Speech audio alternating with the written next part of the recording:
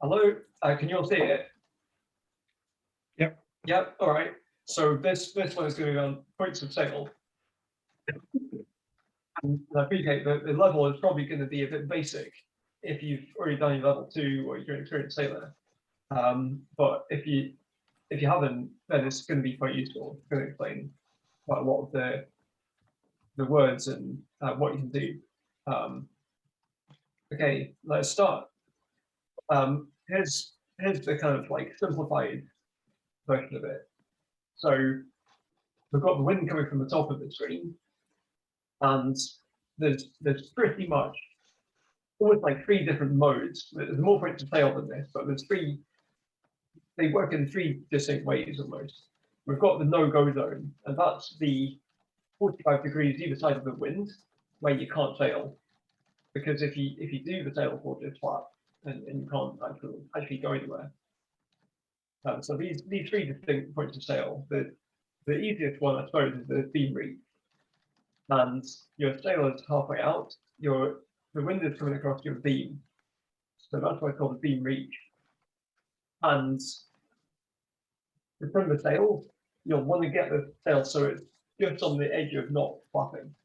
So if you let it out a tiny bit and it flaps, then that's too far, and you pull it back in a little bit, and your sail is now trimmed perfectly. But if we're sailing closer to the wind, close haul is as close to the wind as we can get. So what we do there is it works in exactly the same way, except this time we pull the sail all the way in, and we use the angle of the boat to trim the sail.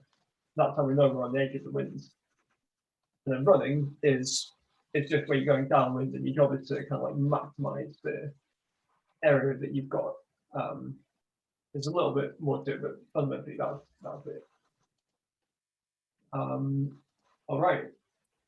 So the no-go zone is, as I say, it's about 45 degrees either side of the wind where you can't sail.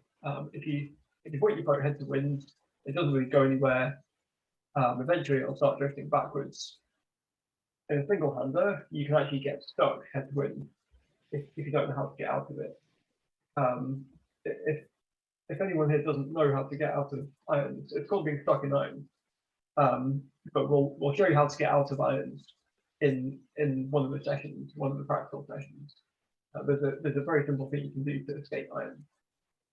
But yeah, head to wind is not really useful for ordinary sailing, apart from possibly when you're on a yacht. It's useful for putting the sails up, and you'll use the engine to put yourself head to wind and keep you there while you put the sails up.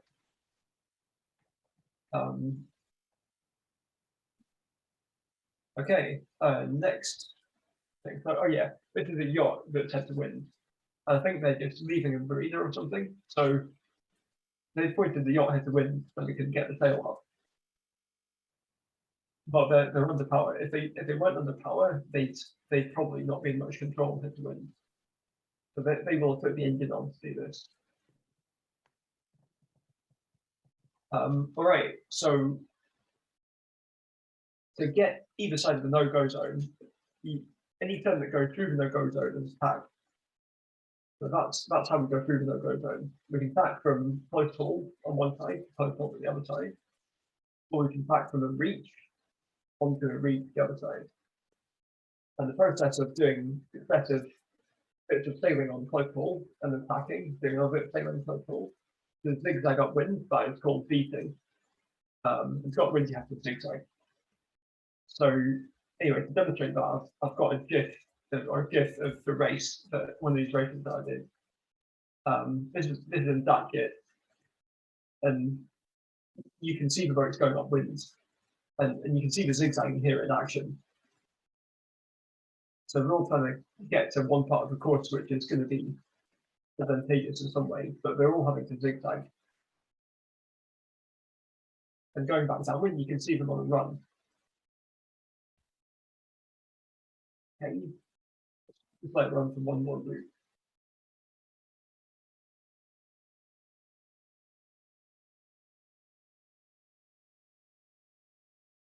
All right. Okay, so recap. We've got a no-go zone. We're at close haul. which is as close as we can get to the wind. We've got a beam reach, which is directly across the wind, and we've got a run, which is dead downwind. But there's a few more, and there's a close reach. That's higher than the beam reach, but not quite as high as close ball. And the broad reach, which is sort of between the run and the beam reach. The broad reach is the fastest point of fail. But we've also got, we can have a training run, which is almost a run, but not quite. And that there is literally all the points of sail. So we've got close haul, 3 types of reach, and a run, and sometimes a training run. So in terms of running can feel a little bit unstable if you're used to sailing on a reach and you haven't done it before. And it's basically fine, but it's because you don't necessarily, it's not always clear where to sit and where to steer as well. Because there's not as much force feedback on the tiller. So it's not quite as clear what to do, and it might feel a little bit unstable. But if you change onto a training run, so it's not, the wind isn't coming completely from your back, it's a little bit easier. But on a run, there's nothing you can do at double hander, and that is if you put the jib out the other side to the main, and usually you'll get the crew to do that. The crew will be in front and they'll be able to hold the jib out. That might be faster because you've got more sail area exposed. And that is called crew swinging. So there's manufacturers doing that in a race. They just do it because it's faster. So next, in terms of changing course, when people say bear away, what they mean is they mean to do a turn to change course away from the wind. That's called bearing away. And the opposite of bearing away is when we change course through towards the wind, and that's called hardening up, luffing up, bearing up, or heading up. And I hope we'll use all those terms, but we all mean to steer like closer to the wind. Oh yeah, next, jibing. Jibing is the opposite of tacking. And it's when you do a turn where the back of the boat goes through the wind and the sail changes sides. And you can jibe from a reach to reach, but also you can jibe from a run to run on the opposite side. As long as if the sail crosses the boat, that counts as a jibe, even if you haven't changed angle much. To do a tack, because you're going through the no-go zone, the sail will be flapping. So to do a tack successfully, you have to be moving. So you need a little bit of speed as you go in. However, jibing is not quite the same because you're powered the whole way around. So jibing is a little bit more dramatic. And it's made less dramatic if you're moving faster. But generally, what will happen is the wind will get behind the opposite side of the sail at some point, and that will flip the sail across quite quickly. And then, while it's doing that, you need to change sides. So when the sail changes sides, you change sides, and you mind your head. Okay, this GIF isn't working for me, but I'm sure most people will be able to find it. Is there any GIF I could find of a jibe taking place? Essentially, the timing of it is brilliant because they are like a millisecond into a jibe, and you might be able to see the wind has just got around the back of the sail and has reversed its direction. Now the full force of the wind, which was pushing the boat forwards, is now the only thing it's got to push is the boom across the boat.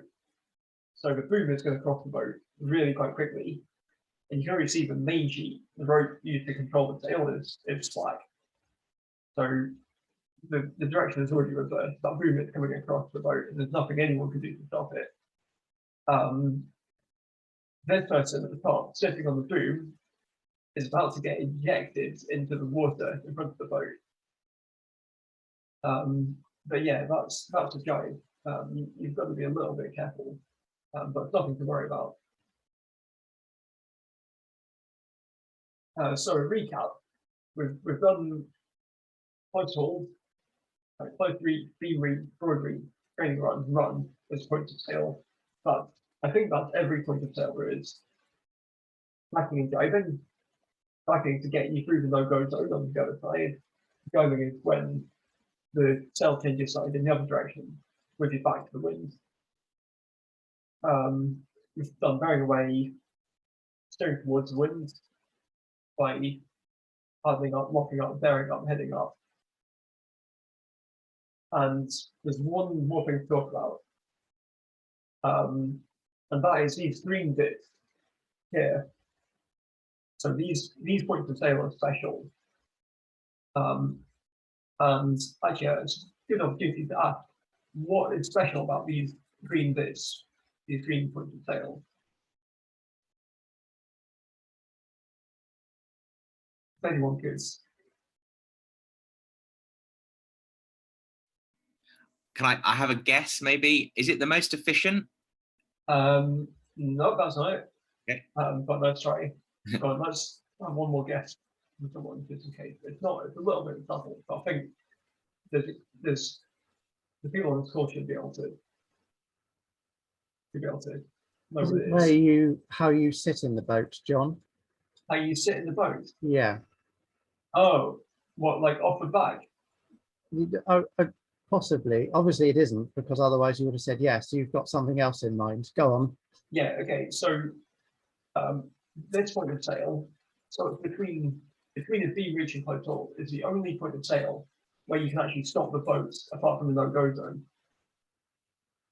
So well, I'll demonstrate that in the next slide. So imagine you're on a broad reach or a run, and you pull the sail in. What would happen? What do you think would happen?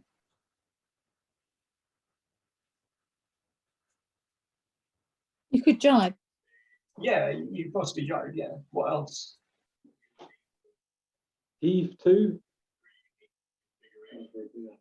Heaving. Not in that direction of wind. You wouldn't heave to. That they would be in the green bits that you would probably end up heaving to. Okay. Yeah. So if you're going downwind and you pull the sail in, all that's going to happen is, apart from the fact that you might, like, there's more chances of jibe, is you're going to be sailing slower. Like there's not actually any way to stop the boat going downwind. If you let the sail out, there's usually not at the end of your main sheets. Your sail will probably not go out more than 90 degrees, and if you've got shrouds, it won't go as far as 90 degrees. So you can't stop. And even if you bring the sail all the way in, you're still going to be blown downwind. So essentially, if you're sailing downwind, there is absolutely no way to stop without changing direction. However, if we're on a close hold course, a close reach, or a beam reach, and a beam reach we can't do it in every boat, then what we can do is we can let the sail out, and that will stop the boat. The sail will flap, so there'll be no power, and the boat will eventually come to a stop. Yeah, so what John is basically saying is that you're putting the sail into the no-go zone of the wind. So while the boat itself might be at an angle for close haul, close reach, or beam reach, the sail itself has been let out by you as the helm and is now sitting in the no-go zone position, and will just sit there and flap, and all you'll do is just drift slowly with the wind. Yeah. So what else is super nice about it compared to head to wind is the boom is not flapping around over your head. So you can stop head to wind, but if you do that, you've got to constantly mind the boom over your head. in thingy. Whereas this position, if you're not head to wind, you let the sail out, it's sort of over the side and it's out of your way. You can sort of eat your lunch, or you can like rescue someone, or and of course it's easier to get going again. So this position is called line 2. That's where you're between the beam reach and close haul. You're on a close reach and you let the sail out. And what it's useful for is picking up man overboard, coming alongside jetties, picking up moorings, and then also before the start of the race, it's a good way of like holding a position before the start line. And here's a Canadian lane dashboard, I think. And if you look, every boat on that line pretty much has got their sail flapping, but they're not in the no-go zone. They're sort of on a close reach, but with the sail flapping. So they're all stopped just behind the start line.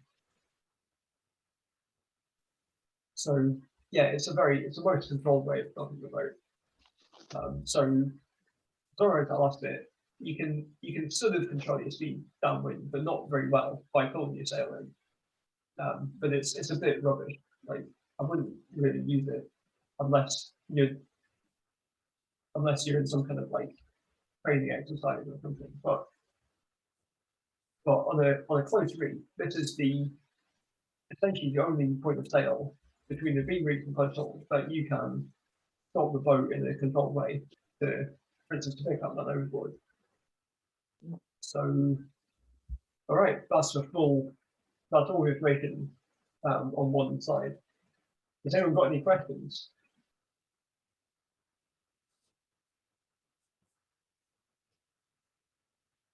Yeah, I didn't want to interrupt you, but you do rather sound, your voice sounds like as if you're underwater.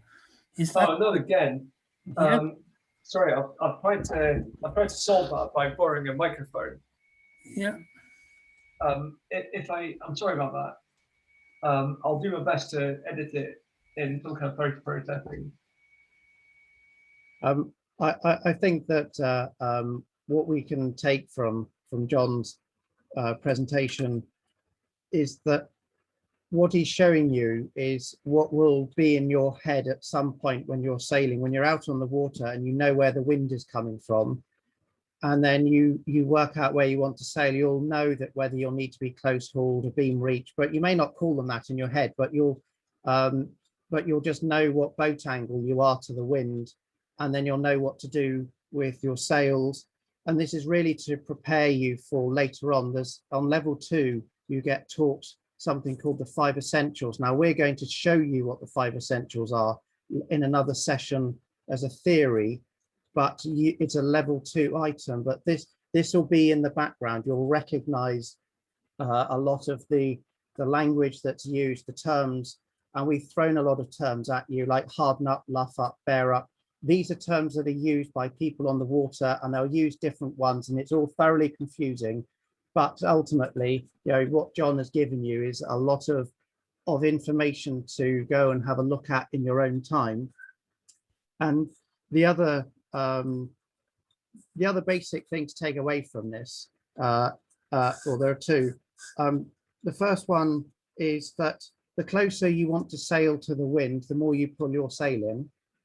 And the further away you sail from the wind, i.e. it's going to be more behind you, the more you let your sail out at a very basic level. If you want to change direction from going, as you can see in this diagram, from port tack to starboard tack, you've got 2 choices to do that. You can either go through the no-go zone, which is when your sail flaps, and that's called tacking. Or if you've got the wind behind you, you can do a jibe, which is where the sail will be powered up on port tack. You go through the jibe and then it'll be powered up on starboard. So it's a much quicker maneuver downwind. So they're the real takeaways that John has sort of provided you with the sort of the basics for. But yeah, we're showing you a lot of information at the moment. And for those of you who've never sailed, it will be a little bit bamboozling, a much underrated use of the word. And but when you do your level 1 and level 2 courses, it will start to make much more sense. You'll be able to put this into practical experience.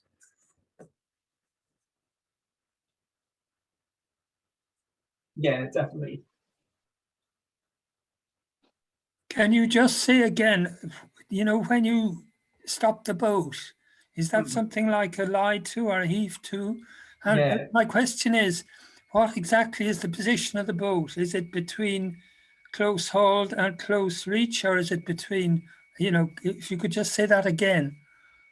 Yeah, so generally, I find that putting it into, so in theory, any of these positions should be fine. If your boat is across the wind in a boat with stays, because the boom can't go out to 90 degrees, you'll probably have a bit of power, so you'll need to be closer to the wind than the beam reach. But in the boat with no stays, you can probably do that. I find that to make it work, you really have to sail. So you really have to point the boat towards the wind a little bit. So maybe between maybe at the angle of these top two boats here would probably work, and then you let your sail all the way out.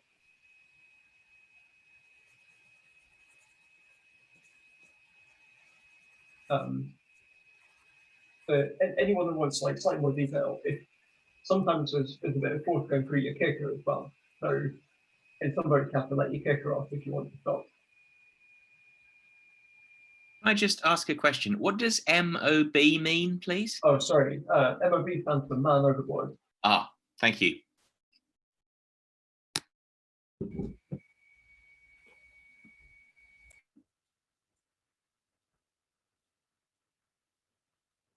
Yeah, anyone want to ask any more questions? Or? Well, 30 seconds before I take over. Okay, sounds good. But again, if you don't want to ask any questions, but you mull over this, we do have spare sessions in April that you can start to raise these questions. And as you become more familiar with each other and with us and what we're saying, then you can just ask questions as and when. So so don't worry. Or you can send us emails, or there's a WhatsApp group that you've all been sent the link to. Just don't be afraid. There's no such thing as a stupid question, especially about sailing. And also, you'll find that sometimes we might have to go and look the answer up ourselves because you don't always remember what it is that you've that you were taught all those years ago. So I wouldn't worry too much. Yeah, yeah. Please definitely ask for the WhatsApp group. And also, that same information is in most beginner sailing books, like start sailing. That's the points of sail. So even Eve has got her copy of that out. But fantastic. Yeah. So I mean, we're basically this series is sort of overloading you with information, but at least there'll be things you'll remember that when you do a course or you speak to someone else, you'll start to remember. So what I'm going to do is try to share my screen with you, and we're going to talk about what am I talking about again? Oh yes, how a sail works. Right, let's just see whether this works.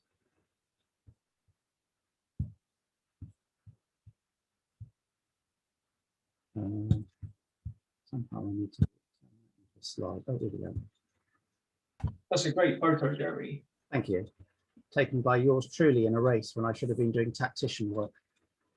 But that was spectacular. That's a classic yacht with an awful lot of sail area up. So thinking about what John's just said in this photograph, what angle to the wind do you think this boat is sailing? Do you think he's sailing upwind or downwind? Running. Downwind. Downwind. So why do you think he's sailing downwind? Well, he's got all his sails out. He has all his sails out. Yep. So if he was sailing upwind, you would not see quite such a spectacular picture. But there you go. That's an active demonstration of a boat where they are using their understanding of the points of sail to sail as effectively and efficiently as possible. So here we go. Right. So we have two friends that are going to work together on making our boat move, and they're called aerodynamics and hydrodynamics. And for the sake of us being in our boat, The aerodynamics will be the effect of the wind onto the sail and the shape that we create from that sail to make it an efficient one. And the hydrodynamics is the effect of the water on the hull and the keel and the centerboard. So if you remember our diagram from a previous session, the centerboard is the thing that pokes down through the hull into the water, and what it does is it provides that lateral resistance that stops the boat from being blown sideways. So what if you have the force of the wind blowing onto the sail and the resistance of the hull and the keel on the water, that will push you forward at a very basic level. So if we demonstrate it with a piece of paper, if you have a piece of paper and you blow it sideways on like that, yeah, all it will do is the wind goes down both sides. You turn that piece of paper sideways, hold it in both and blow onto it, you can feel the pressure of you blowing onto the piece of paper wanting to push away from you. Yeah, so what you're effectively doing is if you then blow onto it, a piece of paper disappears. Yeah, so imagine your piece of paper is your sail. Yeah, your left hand could be representing the boom, the mast, which we discussed a few weeks ago. So that's the stick that pokes up from the hull and holds the sail up. And then you've got the boom, which is the pole that comes out at the bottom of the sail. So if you're holding it and you're blowing onto the piece of paper, again, the sail, or the piece of paper is providing resistance against the wind. But effectively what's happening is you're creating an area of high pressure and an area of low pressure. So at the front, you've got high pressure, and at the back, you've got low pressure, which is why when you blew onto the piece of paper out of your hand, it blew away, but it went into the low pressure. Yeah. So you've got a similar diagram. So let's put this into a bit more context. So you have the same diagram that that John showed. This is a bit more complicated, so don't worry about all the text. And you've got upwind, across the wind, and downwind. And again, the reason why we keep repeating these terms is that we want you to remember them as we start using them, so you've got them sort of implanted in your head. So as I said, when you hold your piece of paper up and you blow it, yeah, it will flap like a flag, and that's because the wind's blowing down both sides. It's not being diverted from its course, and so the sail will not work at this point. This is your no-go zone. Yeah, so where John mentioned the no-go zone, this is it in action. So you can see my terrible drawing on the left-hand side. That is the sails flapping with the wind blowing down. So downwind, going back to that diagram. So downwind is at the bottom, the wind is behind you, your sail is out. So what's actually happening there? At a very basic level, you've got your mainsail out because you want to expose as much of the surface area of the sail to the wind, because then the more wind you've got pushing that onto that sail, the faster you will go. As John mentioned, if you pull that sail in, you've got less exposure to the wind and surface area, so you won't go as fast. So effectively downwind, you are being blown along by the wind, and the keel and the hull will be providing less resistance than if the wind was blowing sideways onto the boat. You'll still always get friction on the water, so there'll always be a little bit of resistance, but effectively the sails are trapping the wind or the air as it's passing, and that's what pushes you along. So downwind, you get pushed along. If you sail away from dead downwind onto a training run and a little bit more up to a beam reach, then the dynamics change slightly, but on a downwind, you're being pushed along by the wind. However, if you want to go upwind or across the wind, some new things happen.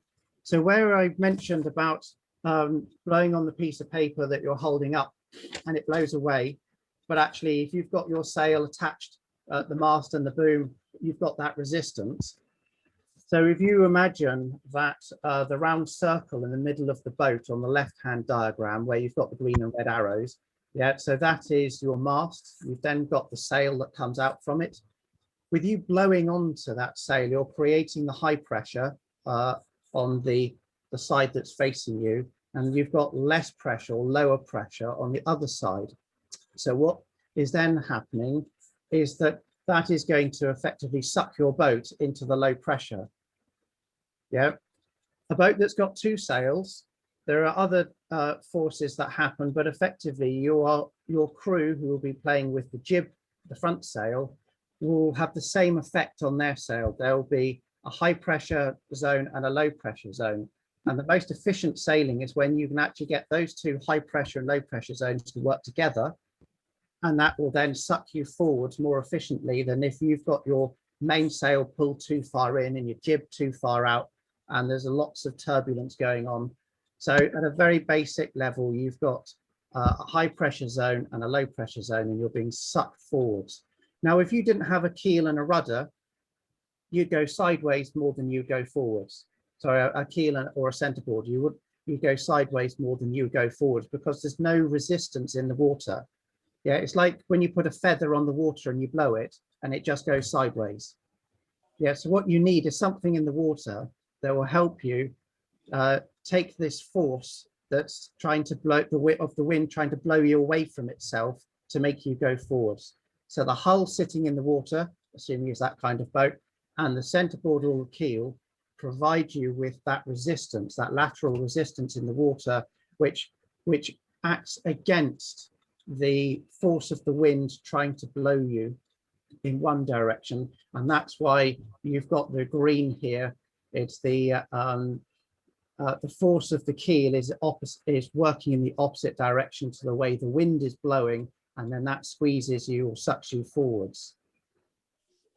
So I realize it's quite a lot, but you know, we will share these slides with you so that you can mull them over in your own time. And also, if you go online, you will find lots of videos about people discussing it at very different standards of detail. There are some who will go into the aerodynamics as if they're a PhD student, and others who will be a lot more simple about it. So all I really want you to take away from how a sail works is just remember your piece of paper and the high pressure and low pressure when you're sailing upwind. And really all you're doing as a sailor is you're trying to harness in the most efficient way the high pressure and low pressure balance so that your boat is always being sucked forwards upwind. You're being sucked into that low pressure zone to get you upwind. And then downwind, you've got the wind behind you, and you just need to think about how you'd have your sails set in order to capture as much of the wind as possible. Now, John and I had a little bit of a discussion about this diagram. So I'm used to sailing old-fashioned boats that have a spinnaker, which is the big colourful sail that billows out the front when you sail downwind. Well, very similar to the jib that I've drawn on there. So sailing downwind dead downwind is a perfectly natural thing for me, but you will find when you sail some of our boats that they don't have spinnakers like that, and you can't sail dead downwind. It's not an efficient way of sailing the boat for the speed that you want. So you will learn that while I've taught you that sailing downwind, you have your sails out and you sail dead downwind like this, you'll find a lot of modern boats don't ever sail dead downwind because of the type of spinnaker that they will fly to give them as much speed as possible. And when we get you doing your spinnaker sailing, which is after you've done your level 2, or if you come joyriding with me in my boat, then you'll see exactly how that spinnaker works, and it's an awesome experience, as I've terrified John before in my boat doing it. So I hope that sort of gives you just a very basic understanding of the importance of knowing where the wind is coming from, how you set your sail to make sure that you've got it at its most efficient, and that you're thinking about the underwater in terms of your centerboard or your keel in order to make your boat go forwards and not sideways. I'm conscious that I've talked too much, so I will be quiet.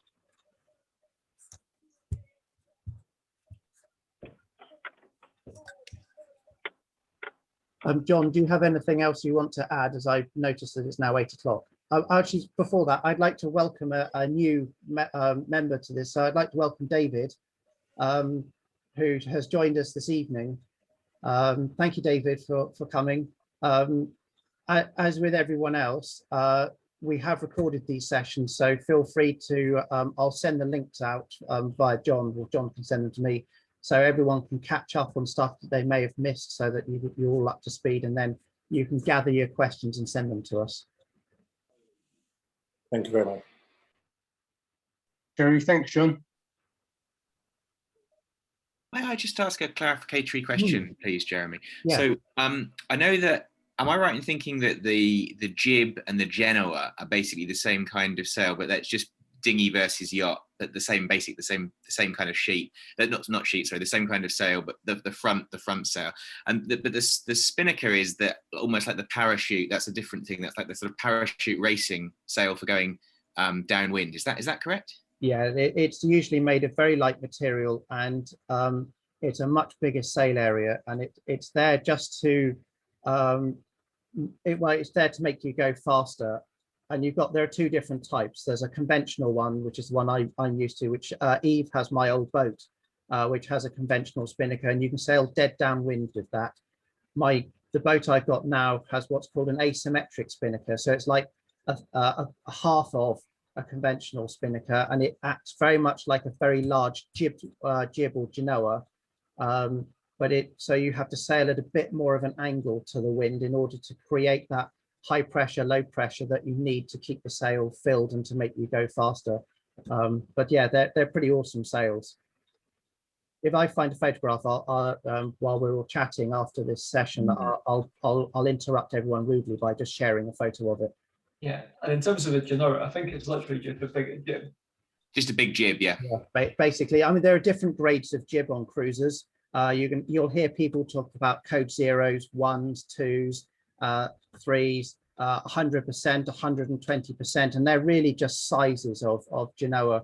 But you'll find a lot of people, and I think, Jeff, you've got one, a roller Genoa, haven't you?